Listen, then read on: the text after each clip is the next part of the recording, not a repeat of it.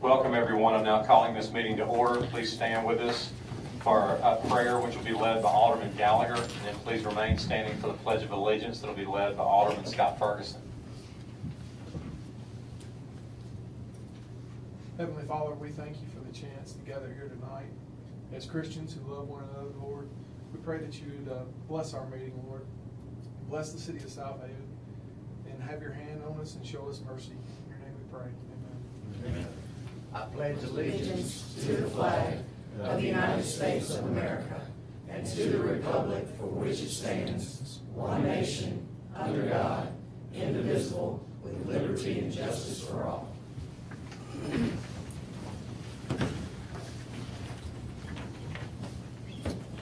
Okay, before we get going with the agenda tonight, I'd like to wish a happy birthday to our Alderman at Large, Mr. William Brooks. Yay!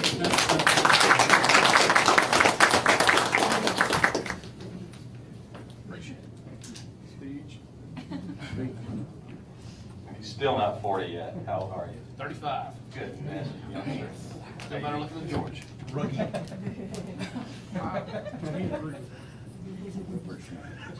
All right, first on the agenda is approval of minutes for the February 7, 2017 meeting. Mr. Mayor, I move we approve the minutes of the regular meeting of February 7th, 2017 with any additions, deletions, or corrections. Second. We have a motion by Alderman Payne, second by Alderman Brooks. Is there any discussion? Hearing none, roll call. Alderman Brooks? Yes. Alderman Kelly? Yes. Alderman Hill? Yes. Alderman Payne? Yes. Alderman Gallagher? Yes. Alderman Ferguson? Yes. Alderman Flores? Yes. Okay, and that motion carries. Now, I'll entertain a motion to approve the minutes for the February 10, 2017 special meeting. Mr. Mayor, I move we approve the minutes for the special meeting of February 10th, 2017 with any additions, deletions, or corrections. Okay, we have a motion by Alderman Payne, second by Alderman Ferguson. Is there any discussion? Hearing none, roll call. Alderman Brooks? Yes. Alderman Kelly? Yes. Alderman Hill? Yes. Alderman Payne? Yes. Alderman Gallagher? Yes. Alderman Ferguson? Yes. Alderman Flores? Yes. Okay, and that motion carries. Next on our agenda is a budget amendment. Mr. Chris Wilson.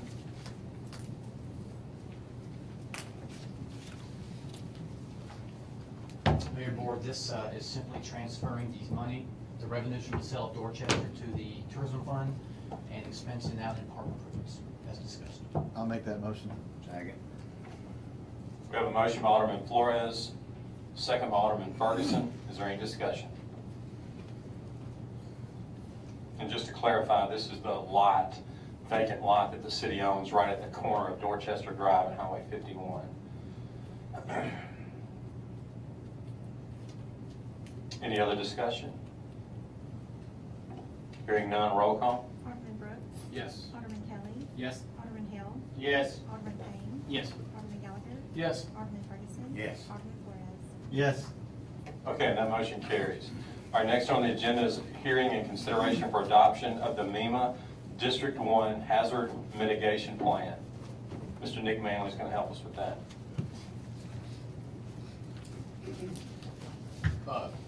First, Mayor Board, this is the, at the last meeting you approved to go to advertise for the District 1 plan, MEMA plan, I'm sorry, for District 1, which is the northern half of the state.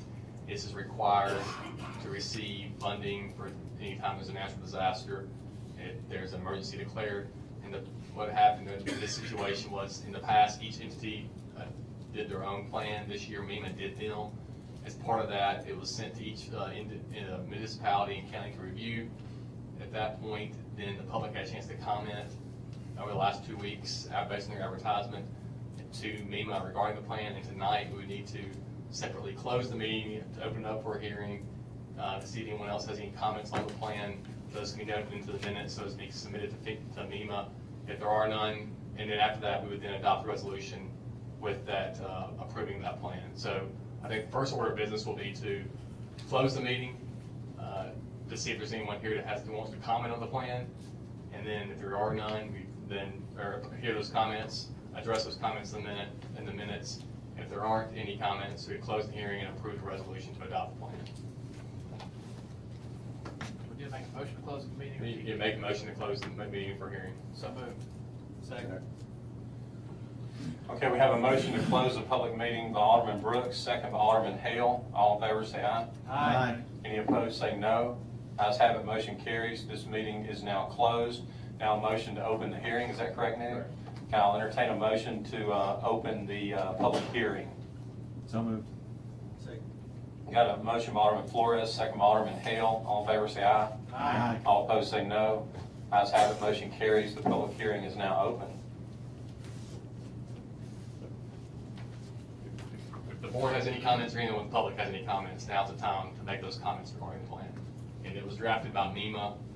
It's being, just to give a little more background for the public and for the board, it's being approved by each entity in the northern half of the state, and including all the cities in DeSoto County and I think DeSoto County has already approved it as well. Before the board finalizes with comments, is there anyone in the audience who would like to speak?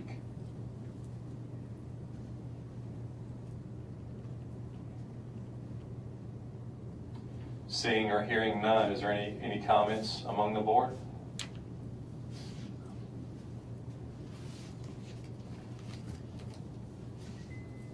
Okay, hearing none, now can we close the hearing at this point? Yes. Right now, I'll entertain a motion to close the public hearing. So moved. Second. We got a motion by Alderman Payne, second by Alderman Hale. All in favor say aye. Aye. All opposed say no.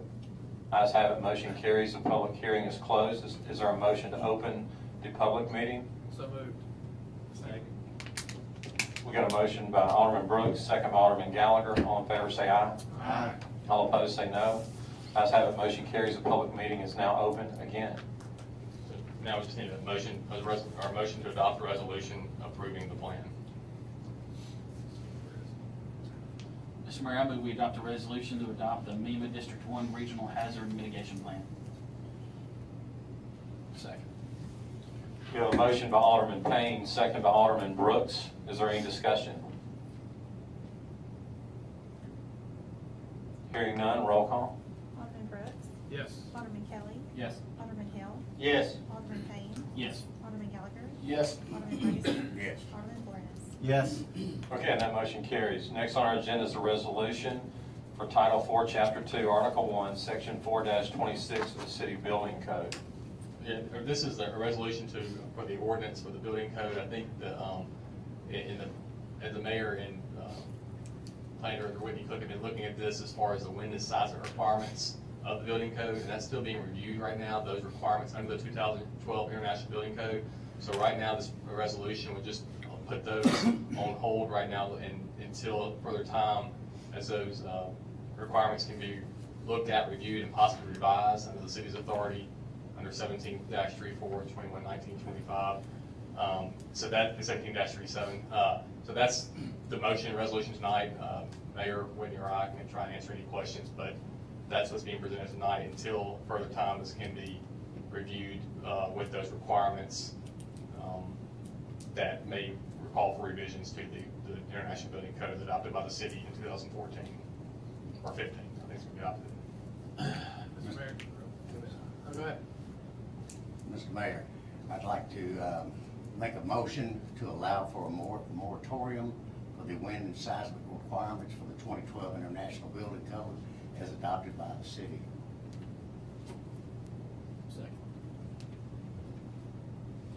We have a motion by Alderman Ferguson, second by Alderman Brooks.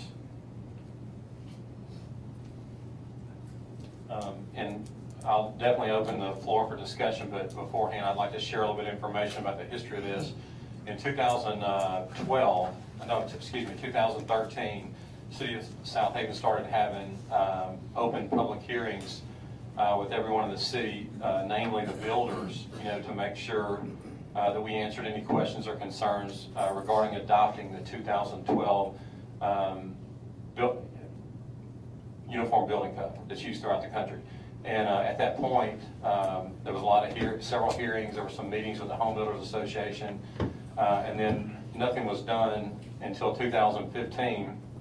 We started having discussions countywide with all the municipalities and DeSoto County itself regarding the desire to all have a common building code to make it consistent throughout the county, so to reduce confusion. So at that time, we all agreed to do that. We started with ordinance committee meetings There were a few things about the building code that did not really apply to the Mid-South. A lot of the stuff is geared for other parts of the country, specifically with the seismic. A lot of it is geared towards California and the San Andreas Fault. So there were some other things that were removed, but at that time, we were somewhat in a building recession still. The building had not started climbing again, so there really was not much objection or discussion about wind and seismic. So this board adopted the building code. Fast forward 2 years later, economy starting to improve, a lot more building permits coming out. We start enforcing the wind and seismic code along with the rest of the code, and then we realized that some of the things in there is brought to our attention by builders that some of the things in there are somewhat overkill for this area. Again, some of it is geared towards the San Andreas Fault, some of the wind stuff is geared towards your major tornado, your plain states where your major tornado activity occurs. And then we realized that the overkill was causing some undue cost that put our city at a disadvantage, to charge these for these plans and these other requirements. And it became somewhat urgent because we certainly don't want someone to leave the city of Southaven and go build homes somewhere else. We want to encourage growth and development in the city of Southaven. So for that reason, after listening to other builders and doing a large amount of investigation with the help of Whitney Cook and also James Gentry, our chief building official, it's our recommendation at this point that we need to gather more information. We're still doing that. We've met with some of the representatives in some of the Memphis surrounding cities that are in a more dangerous seismic zone than we are, and just to get some input on what they've gone through and to try to simplify this to make it easy for our building inspectors and for our builders in the city. But that's a long way to tell you we're not there yet. We don't know exactly what we need to do. There will be a future recommendation brought before this board to change it, but in the meantime, we don't want to halt growth. So we recommend that we just put a halt on the wind and seismic part of the building code until that later date. Wow, I'm long-winded. Sorry. Is there any other discussion?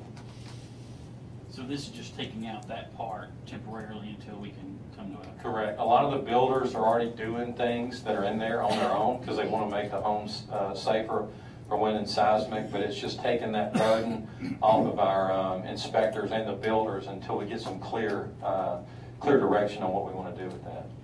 Just a temporary situation. We just want to make it official so everyone knows that it is under review and we're halting that until we have a clear, distinct plan to make it simple for everyone. Any other discussion? Hearing none, roll call. Alderman Brooks. Yes. Alderman Kelly. Yes. Alderman Hill. Yes. Alderman Payne. Yes. Alderman Gallagher. Yes. Alderman Ferguson. Yes. Alderman Flores. Yes. Okay, and that motion carries. All right, next on the agenda is professional services contract with Mathis and Associates. This contract is professional service with Matt and Associates. It's for the utilities department to monitor the alarms at the water plants, and we just need to get this under contract so we can have the authority to pay these bills. I think it's an amount of $4,200 per year at different locations. They inserted the correct language that's required in these municipal contracts and revised other parts as suggested by me. So I make a recommendation that we approve it. So moved.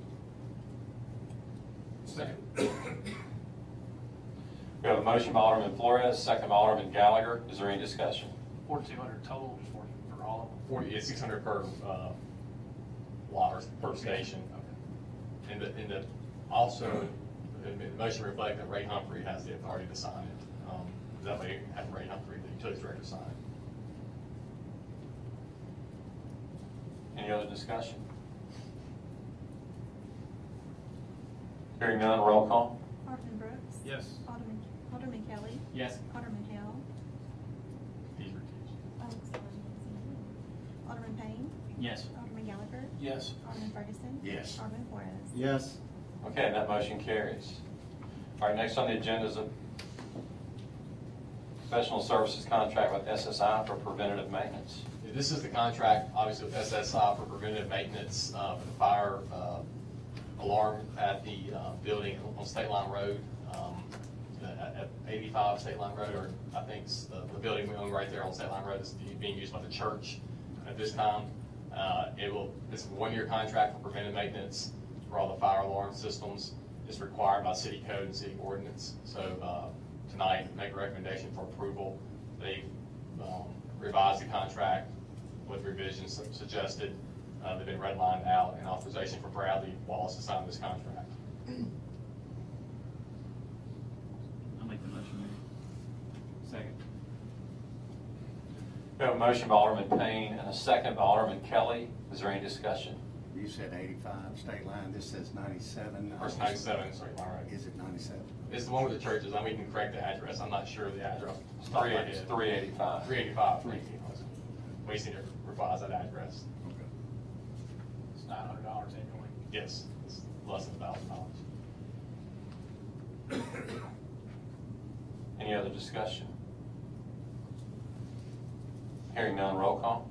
Alderman Brooks. Yes. Alderman Kelly. Yes. Alderman Hale. Yes. Alderman Payne. Yes. Alderman Gallagher. Yes. Alderman Ferguson. Yes. Alderman Flores. Yes. Okay, that motion carries. Next on our agenda is resolution for liens. This is the resolution for the lien from condemnation file, or condemnation cuttings. We'll file these as liens for now, so that in the event a home is closed on or a home is purchased, the third-party purchaser will have notice at a later date next fall or in the fall. It'll be converted to an assessment as part of the tax for the lien under the 21-1911 statute.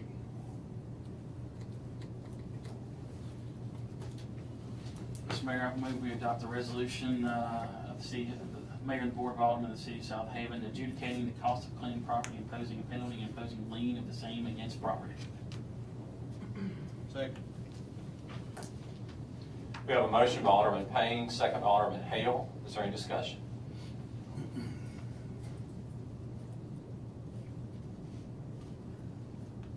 Hearing none, roll call. Alderman Brooks. Yes. Alderman Kelly. Yes. Alderman Hale. Yes. Alderman Payne. Yes. Alderman Gallagher. Yes. Alderman Ferguson. Yes. Alderman Flores. Yes. Okay, and that motion carries. Next on our agenda is a collateral source agreement with First Commercial Bank and Mississippi Treasurer. This is the agreement that's required by the Mississippi State Treasurer's Office when we have certain CDs on file with First Commercial Bank. It's my understanding it used to be DeSoto County Bank, and so since that time it switched over to First Commercial Bank. We need to update this agreement so that the state treasurer can be the primary lien holder in the event of any a default or that type transaction. So it's required by law to enter into this agreement. So tonight, just need authorization for City Clerk Andrew Mullen to sign the agreement to comply with the state treasurer's requirements, and so it can be on file with First Commercial Bank. So moved. Second. We have a motion by Alderman Ferguson, second by Alderman Flores. Is there any discussion? So you said we had CDs with First Commercial? Yes, sir. It's for, I think it's the deposits dating back, the original water deposits, Okay. utility deposits. Any other discussion? Hearing none, all in favor say aye. Aye. All opposed say no. Ayes have it, motion carries. Next on the agenda is amendment to the city record rotation. This is the amendment to city record rotation. At the last meeting, you approved the record rotation list. It included those who applied. There was Gossett Record Service had applied. They were still being reviewed under a couple of issues. Since that time, the Southaven Police Department has reviewed and recommends that they be placed on the record rotation list because they had applied in the right time, and that resolution authorized further additions upon further review by the Southaven Police Department. I'll make the Second. We have a motion by Alderman Hale, second by Alderman Payne. Is there any discussion?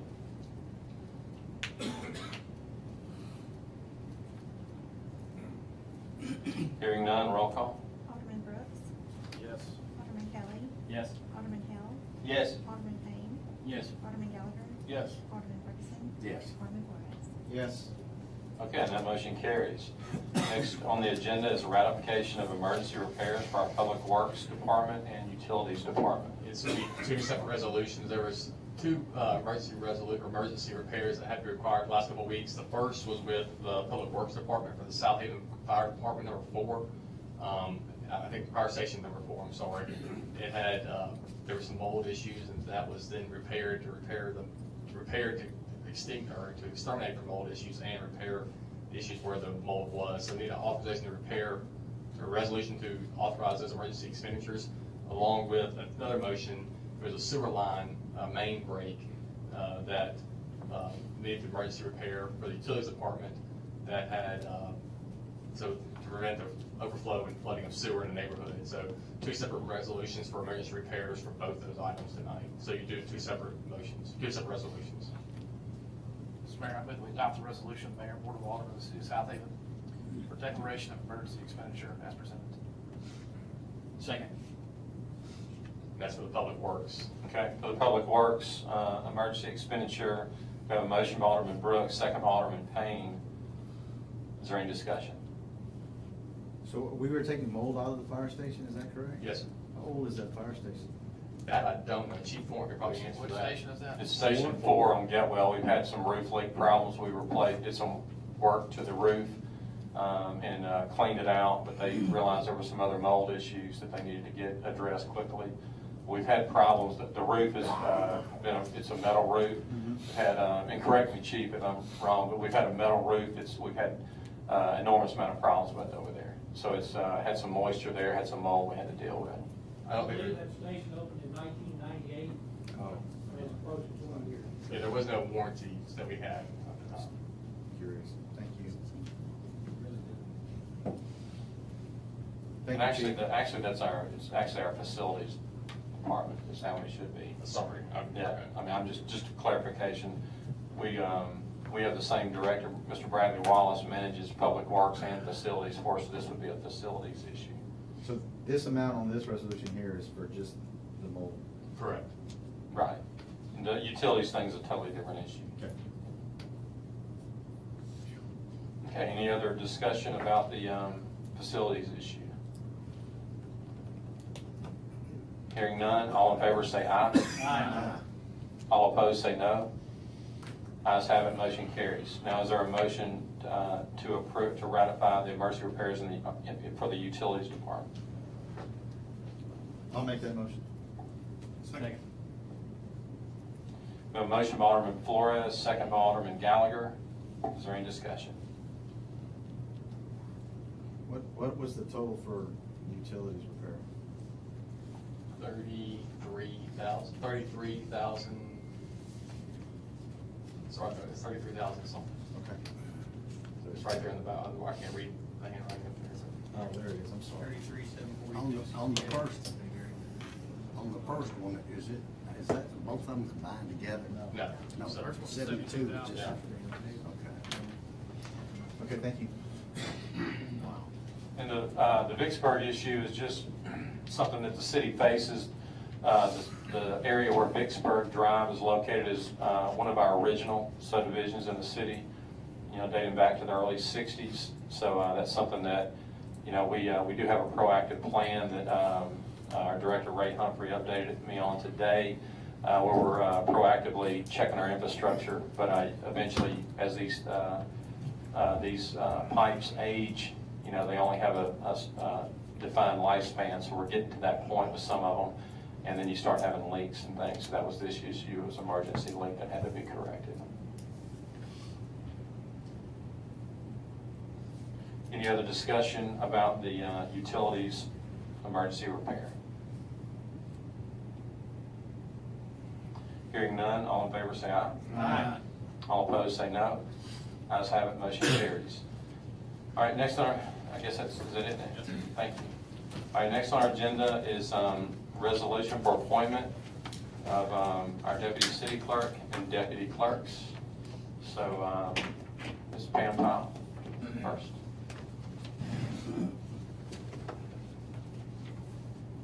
Are we doing another? Just one? No, yeah, just, Okay. the other's just updating the We need resolution. to do the resolution first. do the resolution and get all that, and then we'll swear. Okay. Mr. Mayor, I move we adopt the resolution of the Mayor and Board of Aldermen of the City of Southaven appointing Deputy City Clerk and Deputy Clerk to the Second. We have a motion by Alderman Brooks, second by Alderman Ferguson. Is there any discussion? Hearing none, roll call. Alderman Brooks. Yes. Alderman Kelly. Yes. Alderman Hill. Yes. Alderman Payne. Yes. Alderman Gallagher. Yes. Alderman Ferguson. Yes. Alderman Flores. Yes. Okay, and that motion carries.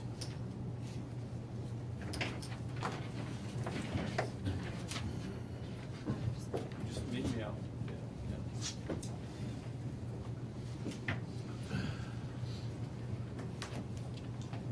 Raise your right hand. Left hand on the Bible. And repeat after me. I, Pam Powell, I, Pam Pyle, do solemnly swear do solemnly swear that I will faithfully support that I will faithfully support the Constitution of the United States the Constitution of the United States and the Constitution of the State of Mississippi, and the Constitution of the State of Mississippi, and obey the laws thereof, and obey the laws thereof, that I am not disqualified that I am not disqualified from holding the office from holding the office of Deputy City Clerk, of Deputy City Clerk, and that I will faithfully discharge the duties and I will faithfully discharge the duties of the office upon which I'm about to enter. of the office of which I upon I am about to enter. That's it? So help me God. So help me God. Congratulations. Thank you.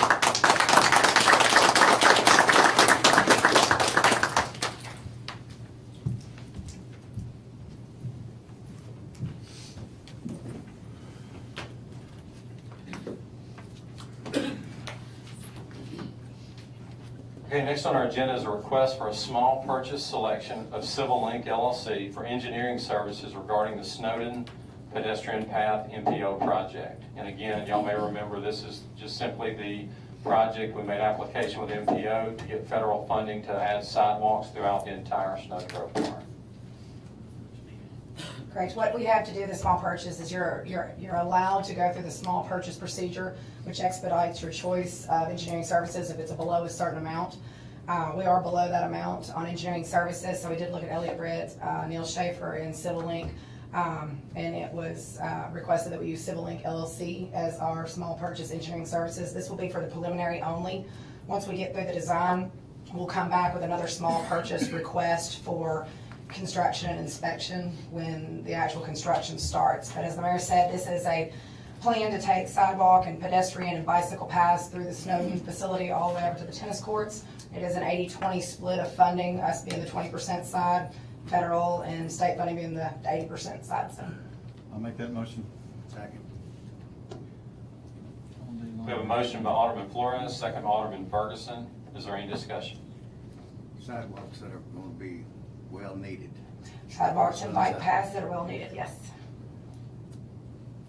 And just to add to that, you know, it obviously will help with the amphitheater. It will also go down Snowden Lane to Nail Road, which will, you know, get people off the street that are coming out of the amphitheater for concerts. If you've ever been to a concert, you notice there are people walking.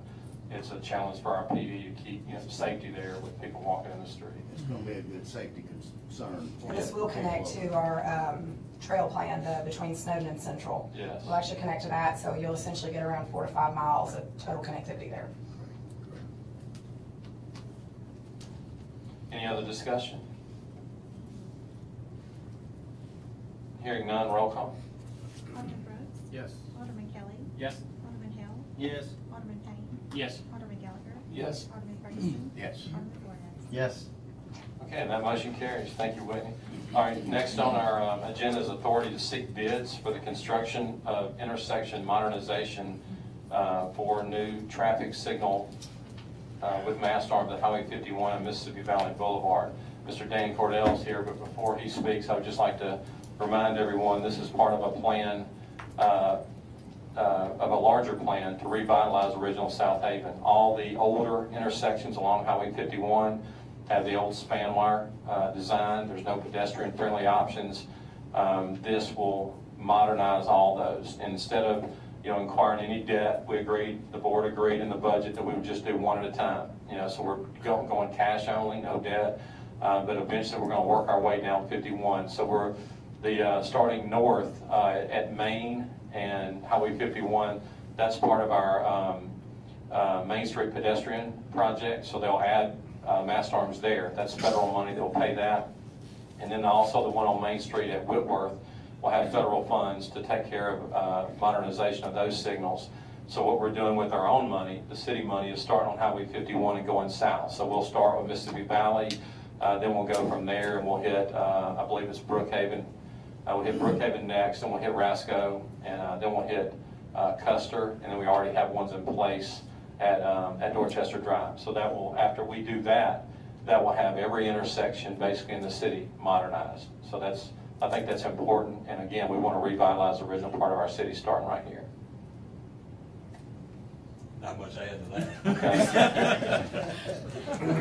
You trained me well, Dan. This is an MDOT signal that we maintain being on 51. The plans have been submitted to them. We expect a permit anytime. We've discussed it with them, so it's just a matter of them signing off. So we want to go ahead and get permission from the board to advertise once we get that permit back from MDOT. So moved. Second. We have a motion by Alderman Flores, second by Alderman Hale. Is there any other discussion?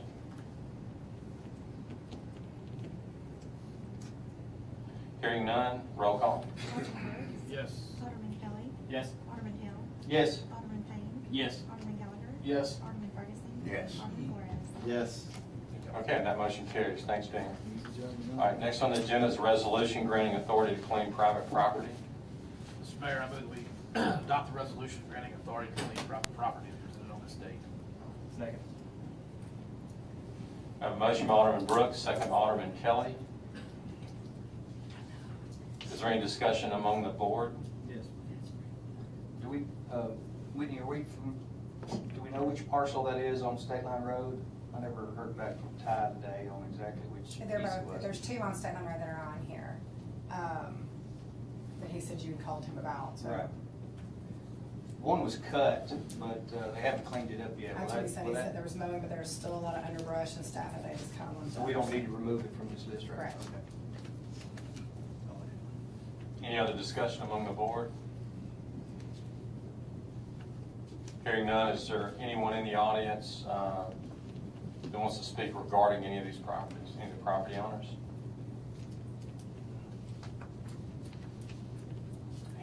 Hearing or seeing none, roll call. Alderman Brooks. Yes. Alderman Kelly. Yes. Alderman Hill. Yes. Alderman Payne. Yes. Alderman Gallagher. Yes. Alderman Ferguson. Yes. Alderman Flores. Yes. Okay, that motion carries. Is there anything on the planning agenda?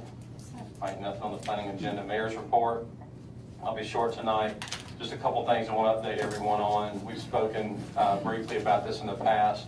Star Landing Road is in horrendous condition. Just a quick history lesson. Years ago, the county started working on a project to acquire MDOT funding to widen Star Landing Road. It was part of the Star Landing interchange that would be on Interstate 55 with a median. That project is not funded. So we've somewhat waited to see what would happen with that. That's why nothing has been done to Star Landing, but now it's become evident that that project is going to be years in advance. We simply can't wait that long. Star Landing Road is falling apart. It's heinous. And so what we've tried to do is we've made application with MPO in their overlay project to get a full overlay from Highway 51 to Getwell. We're still waiting on that. We don't know if we're going to be approved for that yet. We'll still continue trying. Until then, we're going to do the best that we can. You can imagine how expensive that is to overlay that. That's a long way. I'm not sure the exact mileage, but 51 to Getwell, that's a lot of road. But we're going to try to do the best we can. Until then, we're going to try to take care of, preserve the road as best possible, repairing the potholes. The biggest issue is striping. That's somewhat of an agricultural type area, so there's not a lot of lighting there, and at night it becomes very difficult to see where your part of the lane is. So what we're going to do in-house to save money, we're going to use our own public works crews with our new striping machine, and we're going to paint a new center line, through there. So we're hoping, to hear good news from the MPO that we'll get an overlay, but until then we've got to restripe that. And along with that, just to update everyone, we're aware that we have striping that fades throughout the city. We're proactively reviewing that. Mr. Bradley Wallace and his crews are are going throughout the city looking for areas where the striping has faded. So we'll be doing a lot of that stuff in-house. Again, goes without saying, this time of year with the weather, we got a lot of potholes, so we're going to catch up and do the best we can to get the potholes repaired as quickly as possible. And that's really all I have this evening for the mayor's report. Next on our agenda is our citizens agenda. We have 3 people that have, actually we need board approval. We've got 2 issues that occurred after the deadline Friday. I'd like to save Dr. Randall Hewling for last, if that's okay. But I've got 2 others that are other issues that need to come forward tonight. And I'm asking board approval. Will y'all please give me a motion and a second to allow Melanie West to talk about speed limit issues on Chesterfield, and also Mr. Dean Murrah is, we need to discuss the zoning that he's in. He's wanting to build a storage building, and we need to discuss some zoning issues. So will the board make a motion to allow, can I do them both together, Nick? Yes. Okay, can I get a motion to allow both of these people to speak? Second. Okay, we have a motion by Alderman Gallagher, second by Alderman Flores. All in favor say aye. Aye. All opposed say no. Ayes have it, motion carries. So Ms. Melanie West, would you please come forward? Thank you.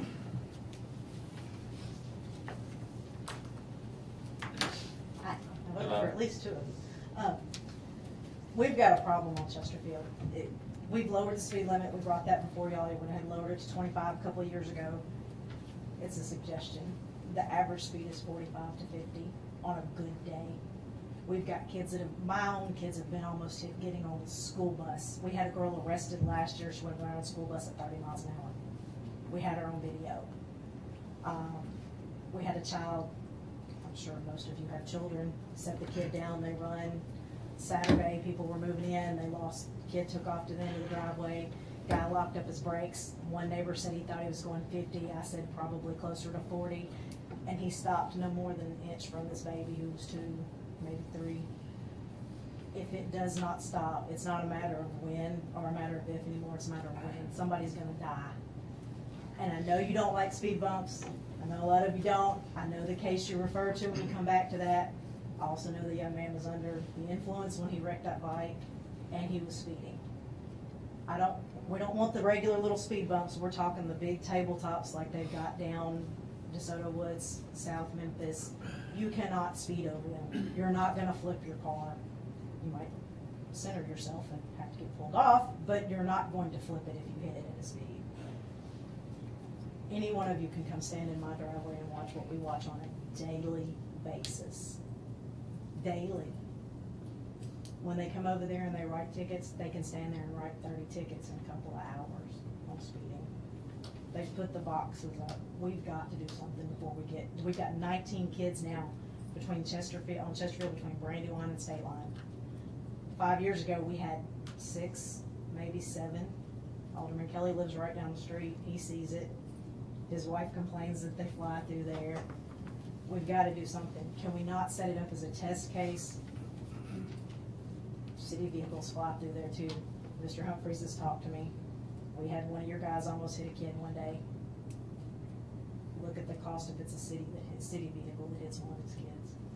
I mean, I know $1 million is a lot to pay out. That was 20 years ago. We've got to do something before somebody dies. So I don't know if y'all want to try putting 3-way stop at Ferncliff, which is still not going to stop them as they're coming over that hill. At least twice a month we watch somebody hit that dip at Ferncliff and lose a bumper because they were flying hard enough to hit it. I mean, you see sparks fly on a Saturday night on a regular basis through there. Is this on the north side of Brandywine? Yes, Okay. between Brandywine and State Line. And So when they're top of the hill, like they're coming off Main Street. And I live right at the top of the hill. You come past his house about 5 houses, and I'm right the house before it starts to go down into the dip. So I mean, they're flying when they come past our house. Because when you get further south towards, like going towards Rasco, It starts to you get curve. some curves, so it And- naturally slows the traffic. Right, some. they slow a little through there, but coming through where we are, and they want to fly through the middle of the road, which makes no sense. If they're going to go over a hill, they're going down the middle of the road, and you invariably see somebody swerve to keep from hitting somebody, and they've gone up in the yards and everything else to try to avoid hitting somebody where they're, and so a 25-mile-an-hour speed limit. was a nice idea, but it's not working. Okay, well, there are things that we can do. Our police chief is here. He knows, we talk regularly. Yeah, we'll go back and look and see if there may be some other things. Technology's improved. There's some things that you can do other than just the old traditional concrete speed bumps. At this point, anything. One of these kids is going to get hit. I mean, I cannot imagine this mother on Saturday who watches, she's moving into a house and watches her baby almost get hit. It's terrible. So, and it's a daily occurrence. I mean, any one of you can come stand in my driveway from, 7 o'clock to 9 in the morning and 4:30 to 6 in the afternoon, and it's ridiculous. I appreciate you bringing it to our attention again. When it was brought to our attention, we did reduce the speed limit trying to help, and I understand that. We thought. Yeah. So we'll take another look to see what we can do, but I really appreciate you bringing it to us again. Thank y'all for listening. Appreciate it. Thank you, ma'am. Okay, next on our citizens agenda is Mr. Dean Murrah.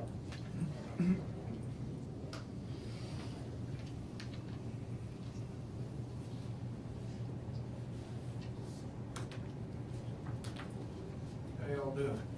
Good. How are you, sir? Can I pass out some pretty colored pictures? It may make things easier. And somebody get shortchanged, you're gonna have to look over somebody's shoulder. That'll just help things along. I hope anyway.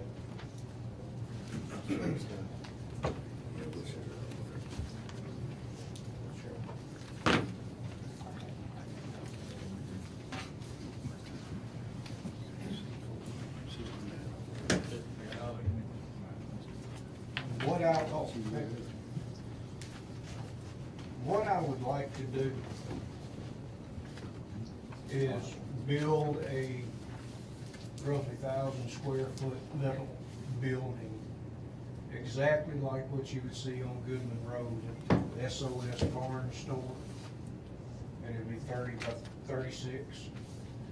And I would like to build it before I build my house, because I got a lot of stuff that needs to go in there, like a tractor and a trailer and a four-wheeler.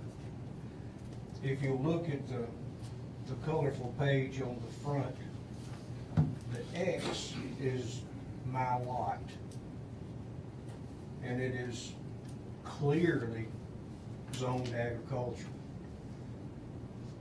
It's bounded on the west and on the south by a commercial blueberry farm.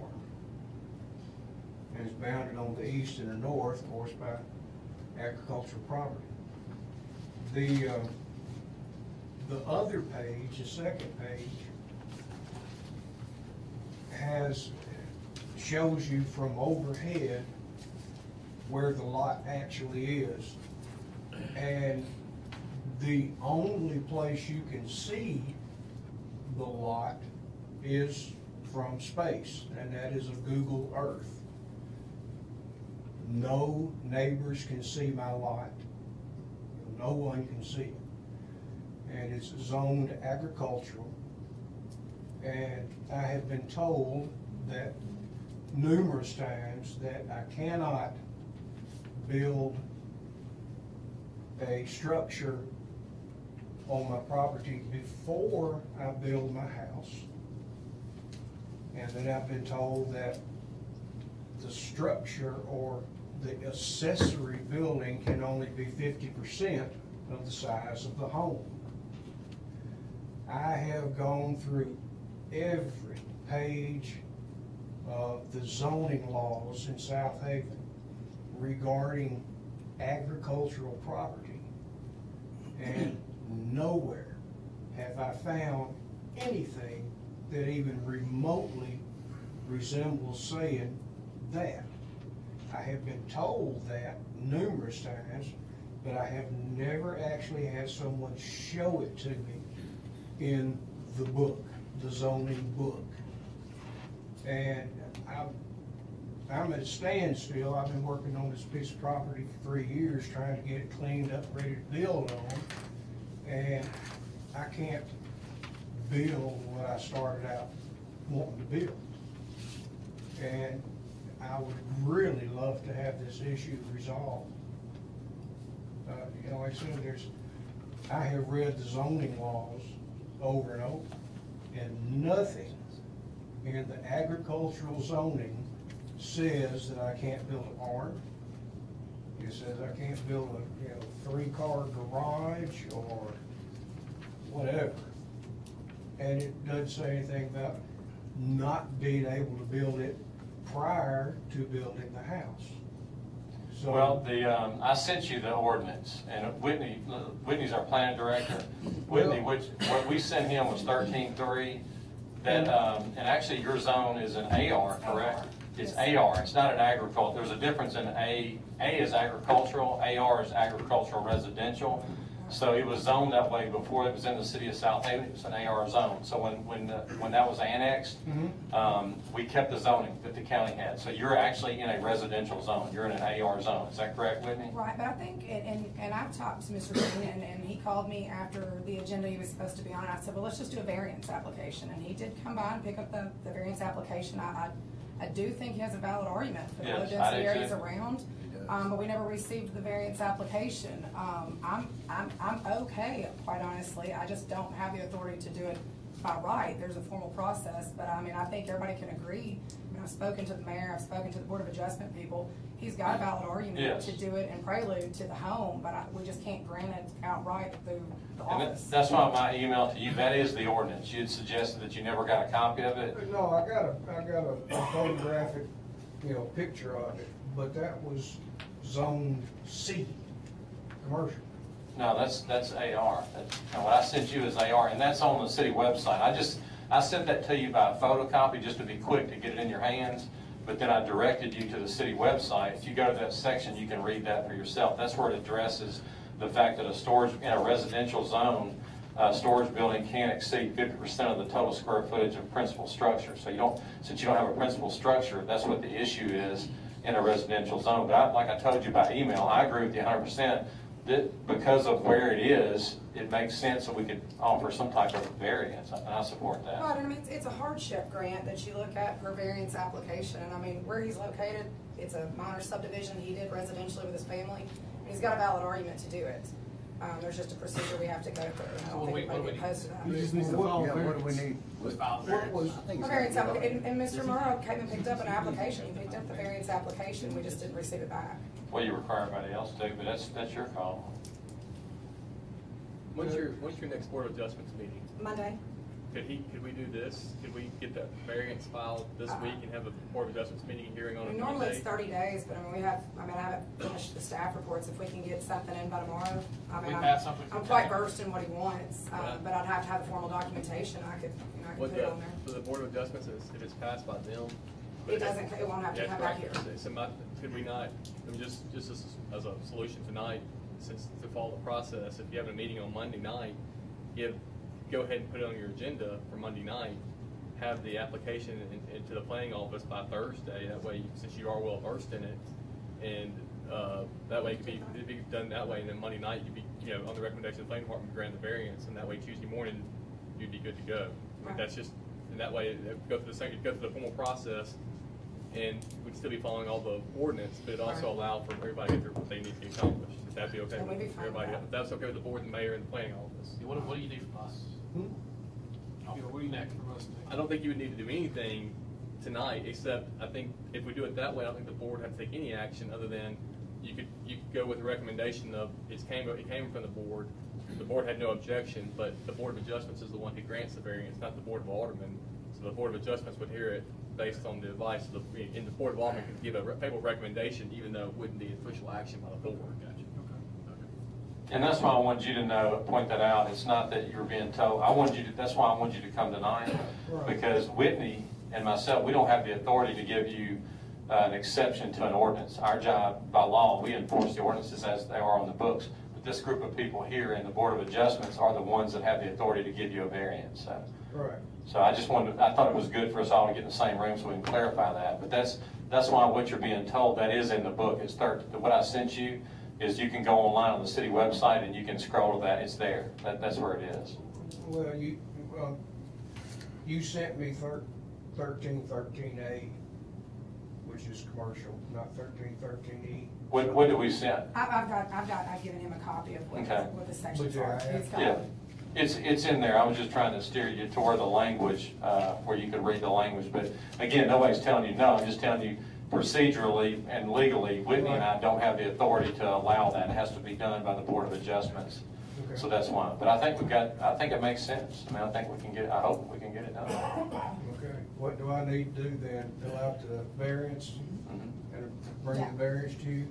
Just bring me the copy of it, and if you don't have it, you can get one online, but if you still got that application, just bring it in to me with your aerials that you've got, that you already have, and just to request it specifically what you want to do. Okay, all right. Okay. Thank you. Thank you. I appreciate it. Okay, next on our citizens' agenda is Dr. Randall Healing.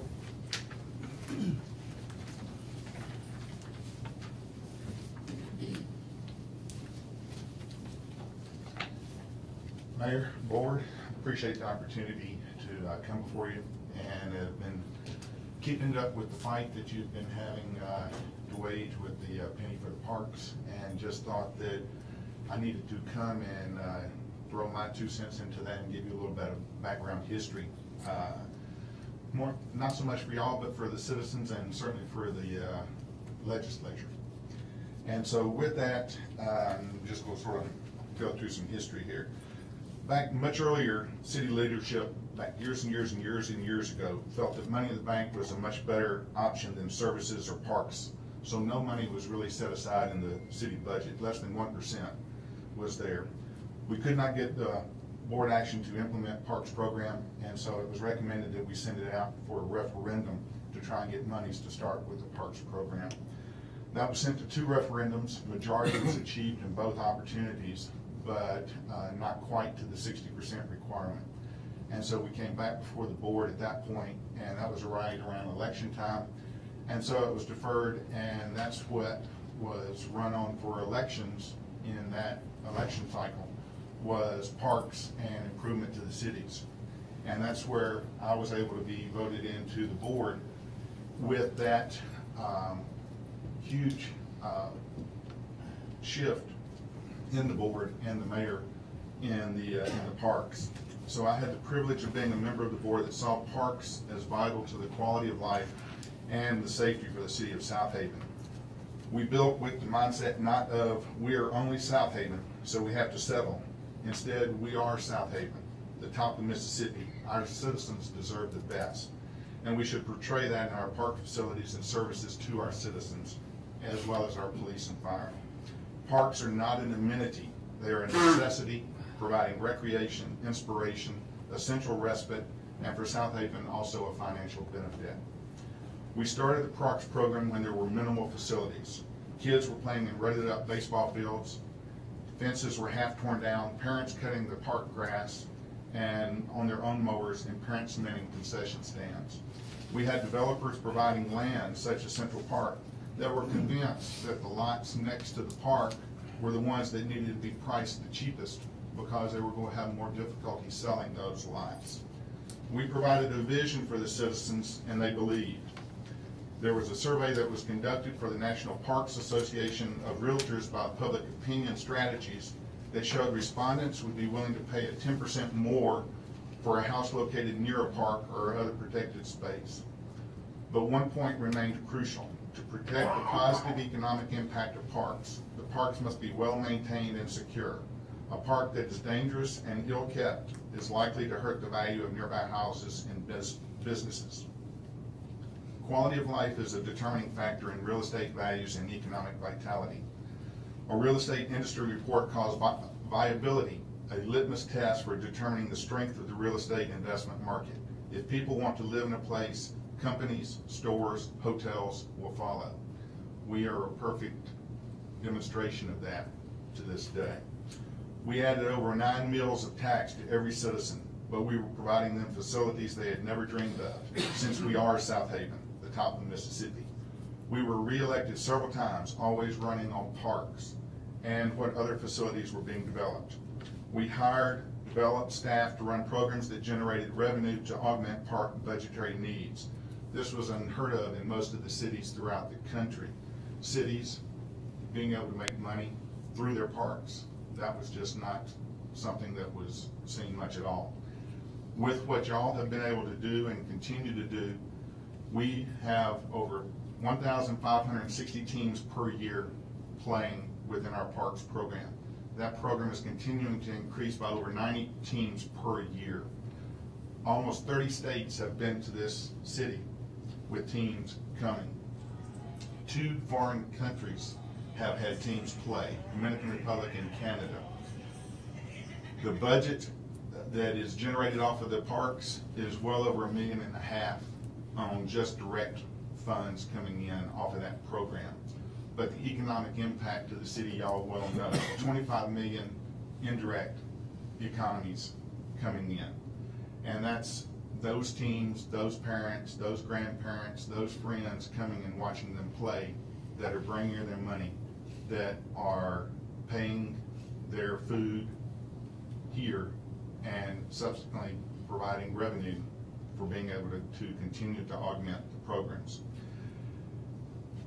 So with Southaven Parks Venues, we have been one of the top booking agents for the Memphis hotels because of our venues here. And that has been well known in the past. We are now a destination city, as shown by what you just heard there. Then we designed the Penny for the Parks program to continue to augment the parks program's maintenance and expansion of the facilities. We had to do 2 votes to get the local and private in place. And even with the 2 votes, this legislator came in and stuck it to us in that they put a repealer on there that had not been a requirement in the past. And if they had left the repealer off, you would have been able to then use those revenue funds to go out and get you a 15 to 20 million or more bond and use it over a 15 to 20 year cycle. We were told, don't worry, these bills are automatic in being renewed. They'll come up every 3 years and then they'll be renewed. But what they weren't being told is that that in turn blocked your ability to be able to go out and get your revenue generating bond. So you and the board have continued to do what needed to be done in spending the monies that were blocked from being able to do the revenue generating bond by being very diligent and looking at your programs and paying cash. Thank you. Now it is being put forth in the local and private bill that a repealer referendum clause every 4 years could be used to overturn. This now keeps the city from being locked down and being able to even use those revenues for at least a half a year, because you don't know whether that last year your repealer is going to be carried forward or not. And so you have to continue to take that in mind. It is interesting that when this requirement was brought up in the House committee to have this requirement of being able to be placed on all local and privates for all cities, it failed to come out of the committee. But yet somehow it is needed for Southaven. If this funding source that is primarily paid by non-residents is removed, then this board will need to immediately move ahead with adding 4 mills to current millage on Southaven citizens to be able to continue to do the funding. There is a little known, little used clause out there with millage that says the board can do a 10% increase without having to go out for any kind of vote or anything like that. To y'all's credit, you have not utilized that. You've been very diligent in your attention to your budget and to how the monies have been expended. So, the House delegation is not really concerned about saving taxes for the Southaven citizens, in my opinion. They're sitting here and saying that they were trying to shift this money. It is easy to say, go get the funds from somewhere else, but trying to move $1.5 million to $2 million is not that easy when you've got significant negative effects that are going to be happening. Where are you going to take it from? You going to take it from police? Look at some of the events that have happened. Are you going to take it from fire? Are you going to take it from the beautification? Are you going to take it from streets? All of that is not anywhere that can really go in and take a $2 million hit, in my estimation. And I'm out of the fray of it for a while now. But that being said, so the question is, what is the House delegation really trying to say? We need to decrease our services. We need to decrease our safety. We need to decrease our parks. All of that. There's a well-known fact that when you decrease your parks budget by $1, you're increasing your police budget by $1.50. That's not being said by the House delegation out there anywhere. It has been known since we started the Parks program that we had to believe, think big, and keep striving. If you become satisfied or complacent with our facilities and are not continuing to improve, refurbish, and maintain the facilities, then you're standing still, and this means that you're declining. Perfect example is Horn Lake. They built a beautiful 9-field complex, but then they failed to maintain it for a period of time. The teams and the tournaments that were going there dropped off. They recognized their problem, and they went in and started their upgrading of it. But trying to get those teams and those tournaments back is not as easy as it is when you're first starting off with a beautiful complex. So in my opinion, every citizen needs to be contacting the House and the Senate delegation and asking them what their hidden agenda really is. Why are they pushing for another vote on something that has received over at least 6 elections already? We had the 2 referendums before any board action started occurring. Then we had the elections putting the people in. Then we had the 2 local and privates. And then we've had elections subsequent, including the ones where y'all had information as far as on parks and the importance of that. So why are they trying to destroy the parks? Why are they trying to shift the costs from primarily non-residents to the residents of the city of Southaven? Why are they suggesting reduction of funds that are needed for fire, police, street or drainage or beautification? There needs to be no repealer. But at a minimum, if they're going to stick that on there, then they need to be turning that into where they're going to provide that for a 15 to 20 year time period, where if the referendum does go forward one time and the electorate says for a 7th time, yes, we want it, then they need to be providing a 15 to 20 year opportunity for y'all to be able to go out and get revenue bonds to continue to do what you've done so well with continuing to take care of the parks and the citizens of Southaven. Thank you. Thank you, Dr. Thank you.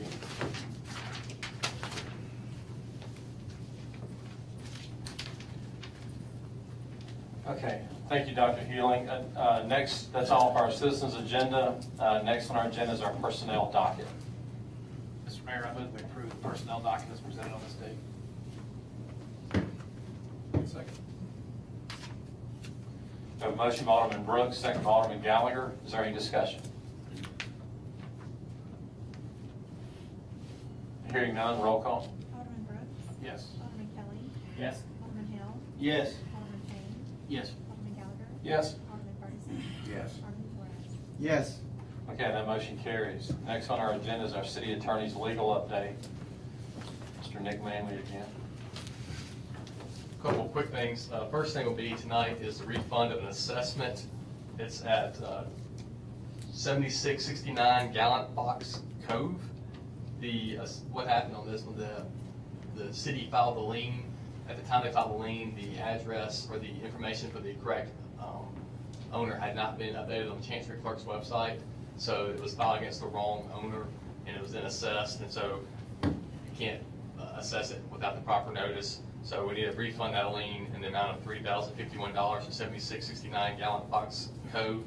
The vast majority of that is the penalty, so it's the city had received that money. It just be refunding it back at this point. I'll make that motion. Second. We have a motion by Alderman Gallagher, second by Alderman Ferguson. Is there any discussion? Hearing none, roll call. Alderman Brooks? Yes. Alderman Kelly? Yes. Alderman Hill? Yes. Alderman Payne? Yes. Alderman Gallagher? Yes. Alderman Ferguson? Yes. Alderman Flores? Yes. Okay, that motion carries. And just one other quick thing. The last board meeting, you recall, you authorized the resolution to approve the interlocal with Nesbitt Water Association for the upgrading of the fire lines as part of that annexed area. They have agreed to the proposed interlocal that I proposed, and so it has been signed by them. The mayor has the authority to sign it based on your last resolution. Just giving you an update on that. There's no further action, but I told the board I'd come back to you when it had been signed by them. So that's it. Thank you, sir. All right, next on our agenda is our claims docket. Mr. Mayor, I move we approve the claims docket, including demand checks, and also adding two invoices, both from Tri-Pharma. One invoice number 4745 QB for the State Line Road Ditch Riprap Project, and that was in the amount of $67,794.73. And also the invoice 4741 QB for the Shady Oaks Drive Drainage Project in the amount of $12,069.79, bringing to a grand total of $1,448,157.12. Second.